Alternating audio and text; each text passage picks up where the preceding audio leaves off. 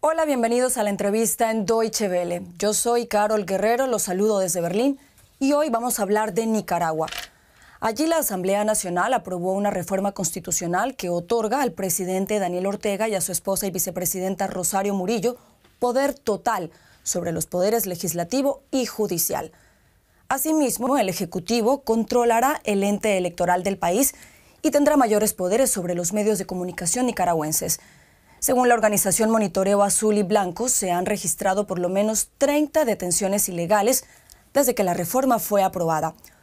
Para hablar sobre esta reforma que ha generado numerosas críticas por parte de opositores, así como de Estados Unidos, la ONU y ONGs, entre otros, nos acompaña la reconocida escritora nicaragüense Yoconda Belli. Señora Yoconda Belli, muchas gracias por estar con nosotros. Muchas gracias, Carol. Aquí encantada yo de poder decir algo sobre Nicaragua. Pues para empezar, le quisiera preguntar qué opinión le merece a usted esta reforma constitucional que prácticamente otorga todos los poderes a Daniel Ortega y a su esposa Rosario Murillo. Mira, esta es una reforma totalmente ilegal y totalmente que refleja el ansia de poder y de poder absoluto de la pareja presidencial. Es bien interesante porque el hecho de que Rosario Murillo haya logrado sacarle a Daniel Ortega el nombre, o sea, que la nombre copresidenta, que ha sido su ambición, es interesante porque parece que ella ha logrado doblegar al señor Ortega. Y ese nombramiento de ella ya es un de facto del poder que ella había estado manejando desde más o menos 2018. Ese es un pacto que que hizo esta pareja basado en una horrible, ¿cómo te diría yo? Pacto con el diablo que hicieron cuando Ortega abusó de la hija de Rosario Murillo en 1998. Ella lo denunció y desde entonces Rosario, al haber apoyado a su marido y renunciado y rechazado a su hija, empezó a lograr un enorme poder que no tenía antes. Y ese enorme poder se ha expresado desde 2018 en el hecho de que ella, digamos, fue la protagonista de la gran embestida militar que se hizo contra ese levantamiento cívico de la población nicaragüense. Bueno, además de esta reforma constitucional, señora Belli, la Asamblea Nacional Nicaragüense aprobó también una ley para regular y controlar la cooperación que brindan los organismos, agencias de cooperación y misiones diplomáticas acreditadas en el país. Asimismo, se aprobó una reforma migratoria con la que se legaliza la denegación del ingreso al país de personas, incluyendo ciudadanos nicaragüenses, que, según dice el texto, puedan menoscabar la soberanía nacional o representen un riesgo social. ¿Cómo se puede explicar la promulgación de todas estas leyes en los últimos días? ¿A qué cree usted que obedecen estos movimientos del régimen que encabezan Ortega y Murillo? Bueno, mira, estos movimientos obedecen fundamentalmente a la incógnita que ha existido en cuanto a la sucesión de cuando se muera Daniel Ortega, ¿qué va a pasar? Entonces ha habido toda una discusión que incluso el hermano de Daniel Ortega, cuando planteó que si él moría tenía que haber unas elecciones, causó tal rechazo en el caso de Rosario Murillo que lo mandaron a poner al hermano de Daniel Ortega en casa por cárcel y al final murió en un hospital aislado y solo. Entonces, la verdad es que ese ha sido el meollo del asunto, es la sucesión. ¿Cómo logran ellos mantener la dinastía que han estado planificando? Y es una tragedia enorme de Nicaragua que volvamos a tener una dinastía en nuestro país cuando se luchó tanto para derrocar la dictadura de Daniel Ortega y acabar con la dinastía somocista. La copresidencia es una figura tan absurda porque si lo vas a meter en una constitución, quiere decir que siempre van a haber dos presidentes y se habla de un hombre y una mujer. ¿no? Entonces, el día de mañana, cuando se muera Daniel Ortega, quizás Rosario Murillo va a poner a su hijo. O sea, ellos no confían en nadie más que en su familia. Mm, Han convertido el poder en una especie de monarquía. Actúan como una monarquía medieval. Ellos han a- como absorbido y manejado todo el poder desde hace rato. Ahora esto viene a ratificar y viene a afectar directamente los derechos y libertades del pueblo nicaragüense. En ese contexto que están poniendo de que todo es, cualquier cosa que pase que no les guste, es una traición y un menoscabo a la soberanía, así se han pasado llevando y destruyendo 5.600 ONG fueron canceladas en Nicaragua. Así están poniendo todos esos límites en las relaciones de la cooperación internacional que tiene que ser manejada por ellos. ya. El ejército y la policía han sido absolutamente sometidos al poder de Rosario Murillo y Daniel Ortega. Es más, han creado constitucionalmente un poder paramilitar. Eso no tiene precedentes y es bien peligroso porque están creando un poder paramilitar que yo sospecho que lo está creando Rosario Murillo para evitar que el día de mañana el ejército pueda levantarse contra ella, que es lo que En su podría contra. suceder. Ujú. Entonces ella va a tener un ejército propio que la va a defender en ese caso. Esa es mi lectura de eso. Ya. Señora Belli, usted hace parte de los nicaragüenses exiliados a quienes el régimen de Daniel Ortega despojó de su nacionalidad.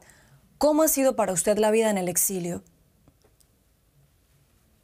Bueno, la vida en el exilio siempre es dura y difícil y además para mí fue insólito después de haber vivido un exilio ya en 75 al 79 en Costa Rica cuando luchaba contra la dictadura somocista, que ahora estos dictadores que salieron de esa revolución me hayan quitado otra vez el derecho de vivir en mi país, mi nacionalidad y todos los derechos ciudadanos. O sea, me han quitado mi casa, mi pensión de jubilación, congelado todas las cuentas del banco. Y eso no es solo a mí. Lo han hecho con más de 300 nicaragüenses y lo seguirán haciendo. Como estabas diciendo tú, esa ley que restringe la migración, ya lo han estado haciendo. Hay una gran cantidad de personas nicaragüenses que a la hora de llegar al counter de la línea aérea les dicen que no pueden viajar. Y esto ha incluido gente de 86 años, de 92 años, gente que no tenía nada que ver con la dictadura. Familiares de personas como yo no han dejado de entrar a Nicaragua, solo por tener alguna conexión familiar. Bueno, hablemos ahora un poco del escenario internacional, de lo que se viene. ¿Cree usted que con la llegada de Donald Trump a la Casa Blanca y sobre todo con la nominación de Marco Rubio como secretario de Estado de los Estados Unidos, puede haber un cambio en Nicaragua próximamente?